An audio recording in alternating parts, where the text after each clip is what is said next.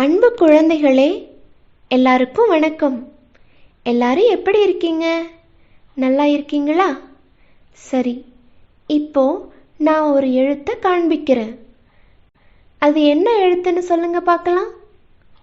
இது என்ன எழுத்து? இதுதான் ஐ.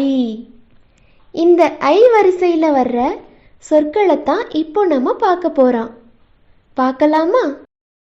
ஐ, இன், ஐன்,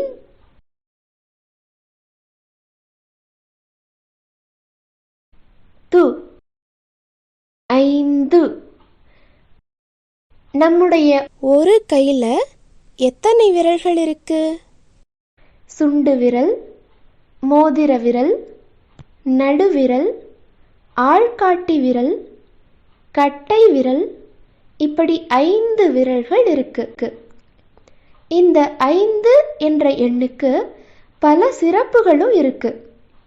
அதாவது கண், காது, மூக்கு, நாக்கு, தோல் இவற்றை ஐம்புலன்கள் அப்படின்னும், நிலம், நீர், நெருப்பு, காற்று, வானம் இவற்றை ஐம்பூதங்கள் அப்படின்னும், குறிஞ்சி, முல்லை, மருதம், நெய்தல், பாலை இவற்றை ஐவகை நிலங்கள் அப்படின்னு சொல்லுவாங்க. நீங்க விரும்பி சாப்பிடுவீங்கல்ல பஞ்சாமிர்தம், அதுல வாழைப்பழம், பால், தயிர், தேன், நெய் இந்த 5 பொருள்களும் சேர்த்து செஞ்சதுதான் பஞ்சாமிர்தம்.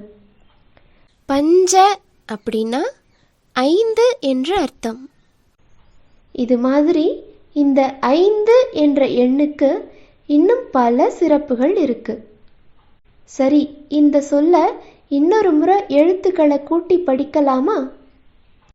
ஐ, இன், ஐன், து, ஐந்து. அடுத்து நாம பார்க்க போற எழுத்து, இந்த க எழுத்துக்கு முன்னால இணை கொம்ப சேர்த்தோம்னா நமக்கு கிடைக்கிற எழுத்து கை.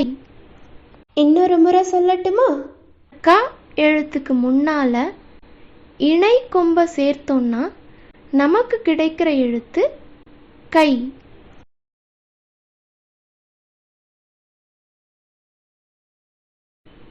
க, இங், கங், கை, கங்கை.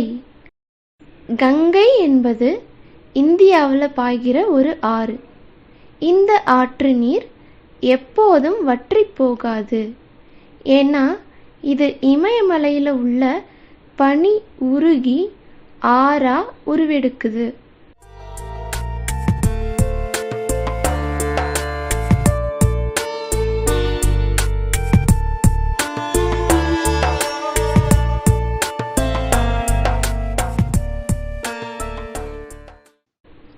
இந்தியாவின் தேசிய நதி இந்த கங்கை நதி.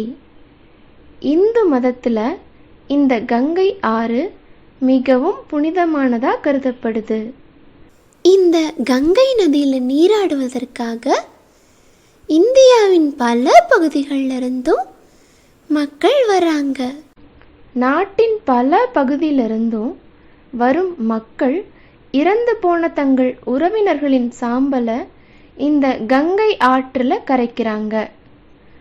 உத்தரகாண்டம் என்ற மாநிலத்தில் உற்பத்தியாகிற இந்த கங்கை ஆறு உத்தரப்பிரதேசம், பீகார், மேற்கு வங்காளம் போன்ற மாநிலங்கள் வழியா சென்று கடைசியா வங்கதேசம் நாட்டின் வழியா பாய்ந்து வங்காள விரிகுடால கலக்குது. சரி, இந்த சொல்ல இன்னொரு முறை எழுத்துக்களை கூட்டி படிக்கலாமா? க, இங், கங், கை, கங்கை.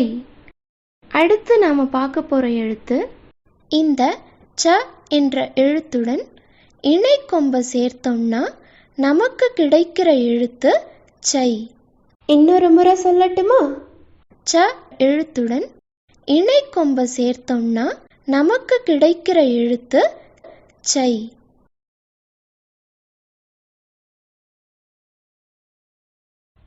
ப இச் பச் சை, பச்சை. பச்சை என்பது ஒரு வண்ணம். பச்சை அப்படின்னாலே நமக்கு நினைவுக்கு வருவது தாவரங்கள் தான். ஏன்னா நம்ம சுற்றி செடி, கொடி, மரங்கள், புல்வெளிகள், வயல்வெளிகள் இவையெல்லாம் இருக்கு. இந்த பச்சை வண்ணத்தை பார்க்கும்போது கண்ணுக்கு குளிர்ச்சியாகவும் மனதுக்கு இனிமையாகவும் இருக்கும். நம்ம தேசிய கொடியின் கீழ்ப்பகுதியில் பச்சை வண்ணம் இருக்கும்.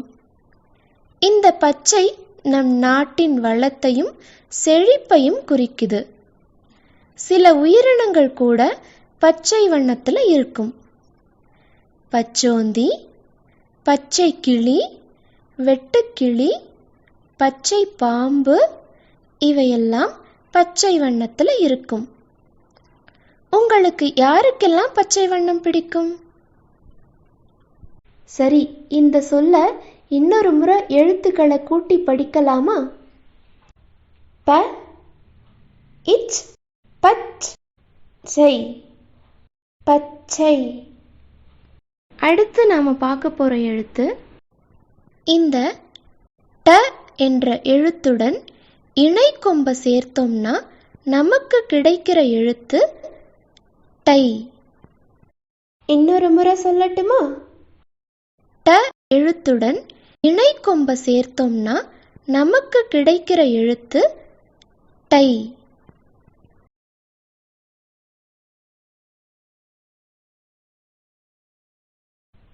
ச இட் சட் டை, சட்டை. சட்டை என்பது மனிதர்கள் உடுத்தும் ஒரு ஆடை ஆகும்.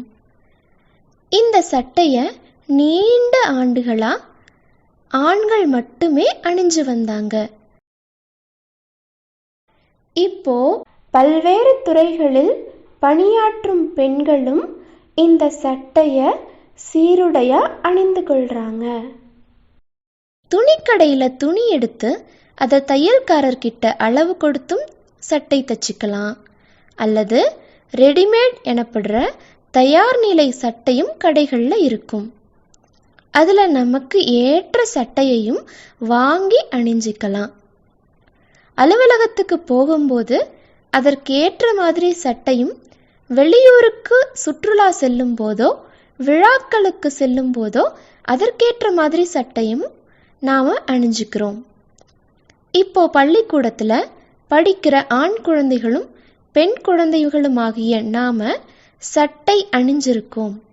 ஆனால் 100 ஆண்டுகளுக்கு முன்னால வாழ்ந்த ஆண் குழந்தைகள் யாரும் மேல் சட்டை அணிஞ்சதில்லை. உங்களுக்கு விதவிதமான சட்டையை அணிஞ்சுக்கணும்னு ஆசையா இருக்குல்ல? சரி, இந்த சொல்ல இன்னொரு முறை எழுத்துக்களை கூட்டி படிக்கலாமா? ச இட் சட் டை, சட்டை. அடுத்து நாம பார்க்க போற எழுத்து இந்த ந என்ற எழுத்துடன் இணை கொம்ப சேர்த்தோம்னா நமக்கு கிடைக்கிற எழுத்து நை. இன்னொரு முறை சொல்லட்டுமா? ந எழுத்துடன் இணை கொம்ப சேர்த்தோம்னா நமக்கு கிடைக்கிற எழுத்து நை. வீ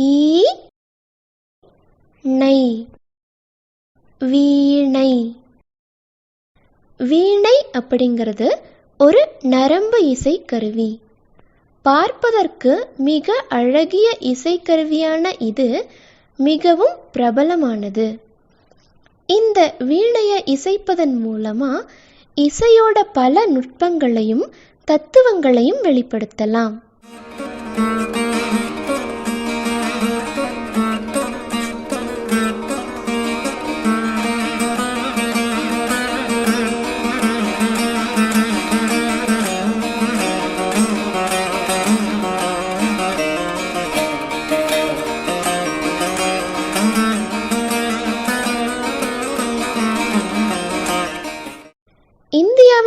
பழமையான இசைக்கருவிகளில் ஒன்றான இந்த வீணை தமிழ்நாட்டில் தஞ்சாவூரில் உள்ள கைவினை கலைஞர்களால் பல நூற்றாண்டுகளாக தயாரிக்கப்பட்டு வருது. பாரதியார் கூட நல்லதோர் வீணை செய்தே அதை நலங்கெட புழுதியில் எறிவதுண்டோ அப்படின்னு பாடியிருக்காரு. வீணை என்றதும் அனைவருக்கும் நினைவுக்கு வருபவர் கல்வி கடவுளான சரஸ்வதி தான். இத சரஸ்வதி வீணை அப்படின்னு சொல்லுவாங்க. வீணையில ருத்ர வீணை, விசித்திர வீணை, நவசித்திர வீணை, மோகன வீணை, சாத்வீக வீணை, அன்ச வீணை போன்றவை குறிப்பிடத்தக்கது. யாரெல்லாம் வீணை வாசிப்ப கேட்டிருக்கீங்க? சரி, இந்த சொல்ல இன்னொரு முறை எழுத்துக்களை கூட்டி படிக்கலாமா? வீணை, வீணை. அடுத்து நாம பார்க்க போற எழுத்து இந்த த என்ற எழுத்துடன் இணைக்கொம்ப சேர்த்தோம்னா நமக்கு கிடைக்கிற எழுத்து தை. இன்னொரு முறை சொல்லட்டுமா? த என்ற எழுத்துடன் இணைக்கொம்ப சேர்த்தோம்னா நமக்கு கிடைக்கிற எழுத்து தை.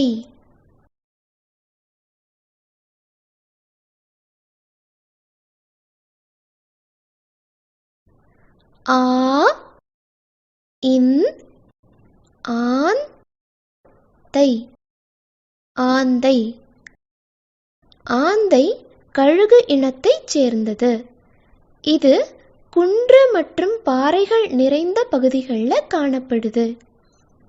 இது பெரிய கண்களோட பார்க்கறதுக்கே பயமா இருக்கும். இது பெரிய உருவம் கொண்டது. இதோட தலை மேல கொம்பு போல பெரிய ரெக்கைகள் இருக்கும். இதோட உடல் முழுவதும் பழுப்பு மற்றும் சாம்பல் நிறங்களாக காணப்படும்.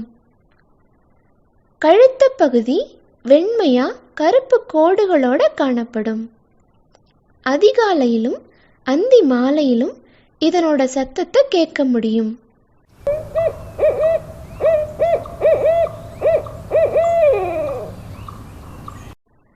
ஆந்தை தூரப்பார்வை கொண்டது.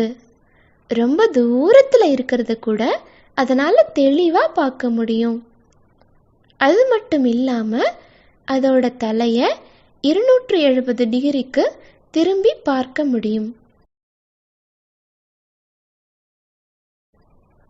இது தன்னை விட சிறிய பறவைகளையும் பூச்சிகளையும் வேட்டையாடி உண்ணும். ஆந்தைக்கு இரவில் மட்டுமே கண் தெரியும். அதனால தான் யாராவது இரவு நேரத்தில் நீண்ட நேரம் தூங்காம கண் விழிச்சிருந்தாங்கன்னா என்ன ஆந்த மாதிரி முழிச்சிட்டு இருக்கீங்கன்னு கேட்பாங்க.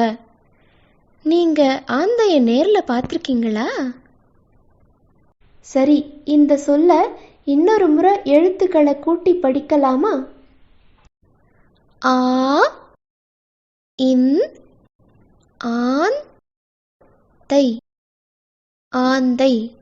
அடுத்து நாம பார்க்க போற எழுத்து இந்த ந என்ற எழுத்துடன் இணைக்கொம்ப சேர்த்தோம்னா நமக்கு கிடைக்கிற எழுத்து நை. இன்னொரு முறை சொல்லட்டுமா?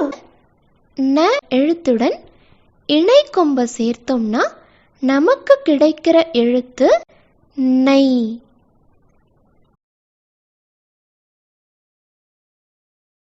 நை, இல், நைல், ந,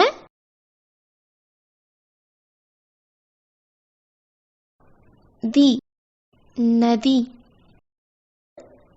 நைல், நதி, நைல் நதி. வடகிழக்கு ஆப்பிரிக்க கண்டத்தில் பாயிற மிக முக்கியமான ஆறு இந்த நைல் நதி. இது உலகின் மிக நீளமான ஆறு அப்படின்னு சொல்லப்படுது. ஏன்னா இது 6650 கிலோமீட்டர் நீளம் கொண்டது. 11 நாடுகள் வழியா பாஞ்சு இது கடல்ல கலக்குது. இந்த 11 நாடுகள்ல எகிப்து, சூடான் போன்ற நாடுகள் தான் இந்த நைல் நதியால அதிகமா பயனடையுது. இந்த நைல் நதி வெள்ளை நைல், நீல நைல் அப்படின்னு 2 கிளைகளா பிரிஞ்சு ஓடுது. இந்த 2 கிளைகளும் சூடான் நாட்டுல இணைஞ்சு எகிப்து நாட்டுக்கு போகுது. எகிப்து நாட்டுல இந்த நைல் நதியை கொண்டாடுற வகையில ஆகஸ்ட் மாதம் 2 வாரங்கள் விழாக்கள் நடத்துறாங்க. இந்த நைல் நதியின் குறுக்கே அஸ்வான் என்ற மிக பெரிய அணை கட்டப்பட்டிருக்கு. பாலைவனத்துக்கு இடையில இந்த நைல் நதி ஓடுறத பார்க்கும்போது ரொம்ப அழகா இருக்கும். சரி, இந்த சொல்ல இன்னொரு முறை எழுத்துக்களை கூட்டி படிக்கலாமா? நை இல் நைல், ந தி நதி, நைல் நதி, நைல் நதி. அடுத்து நாம பார்க்க போற எழுத்து இந்த ப என்ற எழுத்துடன் இணை கொம்ப சேர்த்தோம்னா நமக்கு கிடைக்கிற எழுத்து பை. இன்னொரு முறை சொல்லட்டுமா? ப என்ற எழுத்துடன் இணை கொம்ப சேர்த்தோம்னா நமக்கு கிடைக்கிற எழுத்து பை.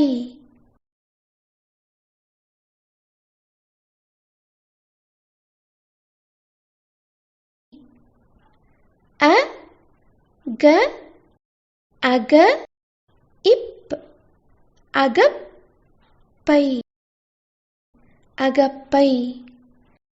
அகப்பை என்பது ஒரு வகை கரண்டி ஆகும்.